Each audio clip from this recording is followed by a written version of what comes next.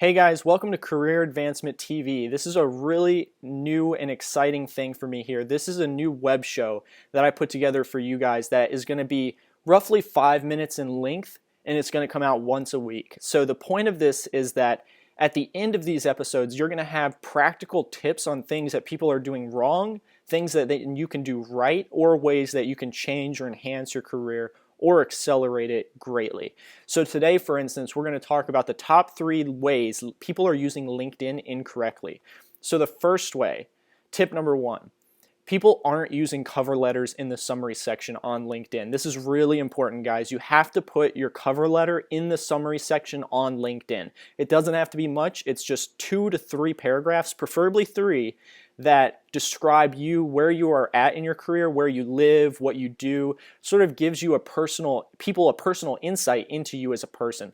One really important thing here, and we'll cover this more in detail in later videos, I'll be breaking down all the different aspects of LinkedIn and all the different parts that you need to focus on and then exactly what to do in those parts. But for this one, it's really, really important that the second tip gets covered. The number 2 reason people are using LinkedIn incorrectly is that they aren't putting their skills really high above the fold. That means putting your skills in the summary section, guys. It's really important to do this.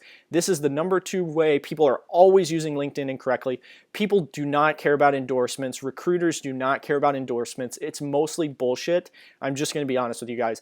The number 1 way to get recruiters to pay attention to you is to immediately put above the fold so that they can see is the skills that you have, so that they can go to your profile, they can see your experiences, which is important, but then number 1, they can see your skills. They want to know exactly what you are, because a recruiter will focus on things like HTML, front-end development, back-end development with C#, back-end development with Ruby on Rails. They want to know that you have those skills, and preferably you put them with a ranking system. So you put a 1 to 5 ranking system next to those skills right there in that summary section, guys. This has accelerated people communicating with me on LinkedIn, and once I implemented this one tip, drastically changed my game on LinkedIn. The number 3 way people are using LinkedIn incorrectly is they are not connecting with the right people. A lot of people don't even actually connect with others on LinkedIn. So LinkedIn follows the Facebook model of social growth. So for instance, in order for you to have social growth on your profile, you have to connect with somebody that then knows somebody that then knows somebody that you want to reach out to. So a lot of this I'll cover in later videos. A lot of it has to do with goals on what you want, what career you're trying to focus on achieving, what place you actually want to live in. And yes, guys, it is possible to use LinkedIn as a tool to help you find a career in the ideal place that you want to live. This is totally possible, guys. I've done this many times.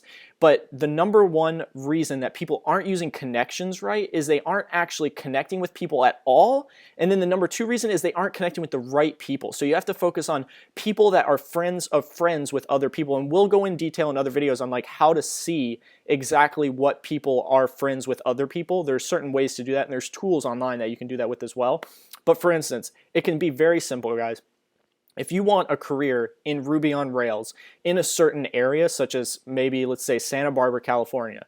So what you do is you would want to, first of all, start to friend various recruiters that focus on back-end development in the California area. That could be Los Angeles, San Francisco, it doesn't really matter.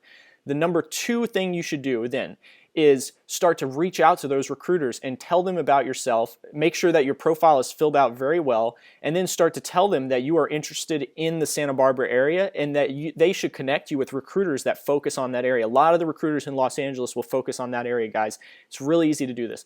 And then number 3, what you should do after that is you should actually reach out to them again, tell them your skills and exactly what you're looking for. Ideally, you should do this all in one message, but I mean, if it comes down to it, an extended communication is fine as well. But make sure you let them know exactly what you're looking for, because they will receive a $3,000 to $12,000 bonus on getting you hired places. This is how the recruiting business works, guys. So it's really, really important that you make an extension to them, especially if you've never had any recruiters reach out to you before ever. You have to reach out to them. You have to make them feel that they need to pay attention to you. After that, it's like wildfire. So one recruiter will spark another one, that'll spark another one, and ideally, they all sort of are sparked in the same area that you want to move and live and actually have your career be.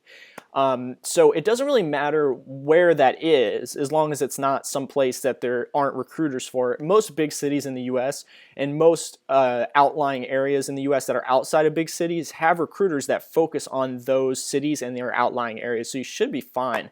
Just make sure that there are actually companies in those areas that you want to move to and live, and that can help you provide that lifestyle that you want. Okay, so that's pretty much it. I'm going to keep it really short for this week. Usually it could go from 5 to 10 minutes depending on the content that I'm sharing. This week it might have gone over 5 minutes a little bit, but the point is that I hope you left with some practical ideas and ways that you can increase your visibility on LinkedIn. So make sure that you utilize these, guys. A lot of people don't utilize techniques like this. A lot of people just expect things to be handed to them, especially with job hunting. So with resume creation, with people finding jobs, they expect to just be able to blast out resumes, and then all of a sudden magically they have this great job that they don't hate. That's not how it works. You really have to focus on actually utilizing techniques that strategically place you in the positions that you want to be. That's really important, and you want to make sure that you focus on that. And we will cover those topics in the next video and so on and so forth. I'm going to start breaking things down for you in a step-by-step way of exactly how to do this, and there'll be different things that you can utilize. There'll be books and webinars and stuff on LinkedIn for very, very cheap. Webinars will be free. The books, I believe, are 99 cents. My LinkedIn books and guides, very cheap, guys. Very, very cheap and very worth it, because these strategies will actually accelerate your career and help you find careers that you want. So we don't just focus on actually changing careers, we focus on career acceleration. So how do you get from an entry-level job to a executive level job in that same industry within 6 months or less? That is something that we will cover, and we will make sure that you have all the skills and techniques and tools under your belt that you need to be able to achieve those things. Thanks, guys, and make sure you stay tuned for next week. Next week, we'll dive even more in-depth, in detail into these topics, so you're really going to want to stick around for that. It'll be on this YouTube channel. If you're here, just subscribe, or if you're on the website, I'll have a blog post and another video for you to watch, and I'll be tweeting it, so you can follow me on there, and on Facebook on my page, Art of Career Advancement. And so just stay tuned, really excited for the upcoming content. Thanks, guys.